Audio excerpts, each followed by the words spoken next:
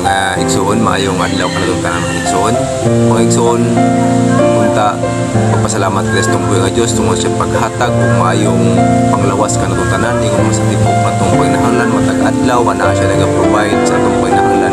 Salamat kay kaniya sa iyang usog ligong kapasko nga gihatag kanato ingon man mga igsoon tungod kinagaingon siya sa Mateo 24:13 ang magpadayon sa katapusan mao lamang ang maluwas. Busa mga igsoon, panahon na siguro nga ato ang hinusulan ang atong mga sayop dinhi sa kalibutan tungod kay makaluluoy ang ato ang kalag pag-abot sa panahon mga igsoon.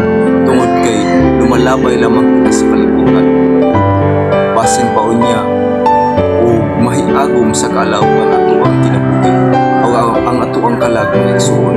O karon mga igsoon, magpasalamat ako sa nakalungog ini i-share